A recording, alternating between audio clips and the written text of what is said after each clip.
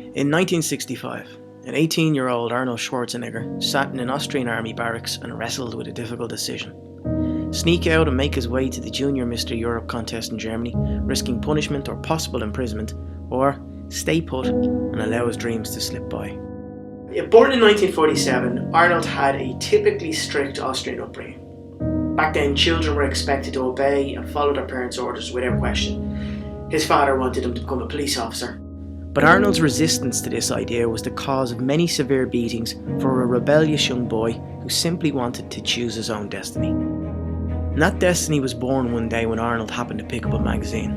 On the cover was Reg Park, who was playing the role of Hercules in a movie. In a single moment, Arnold decided that he was going to become a movie star, and he would do it by first becoming the most muscular man in the world. He was 14 at the time, and this vision laid out a plan for the next 30 years of his life. When Arnold first began to lift weights, all his friends laughed at him, told him to get real, to stop fooling himself. His father told him he was an embarrassment to the family, but he ignored them all and continued to lift weights because he knew that his dream was possible. If Reg Park could do it, then so could he. At 18, Arnold had to do his 1-year service in the Austrian army. The training was tough. 18-mile hikes with heavy rucksacks, and when everyone would fall into bed exhausted, Arnold would go and lift weights for 3 hours. He was fully dedicated to his vision. His moment of crisis arrived when he was invited to the Young Mr. Europe contest in Germany.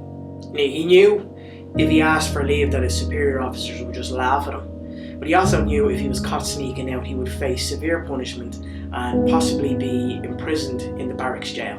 But this competition, if he did well, would be a major stepping stone towards achieving his dream. So he decided to go. He snuck out over the barracks wall and hitched his way as a stowaway on trains, freight trains, all the way to Germany. It took him 2 days, barely made it to the contest in time, and even when he did, he didn't have pants to compete in, so he had to borrow a pair of a lad who'd already competed in a different class division. Arnold won the competition, and really, that was the beginning of his many successes. Arnold was caught sneaking back into the barracks and placed into solitary confinement for a few days. His superior officers were furious with him. But after hearing that he'd actually won the competition, they started to change their tune, and Arnold was clever enough to give them credit.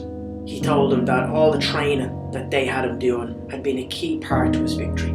Seeing now that Arnold's success could make them look good, they provided him with extra food and had his tank adapted to carry around weights so he could lift while on military exercises.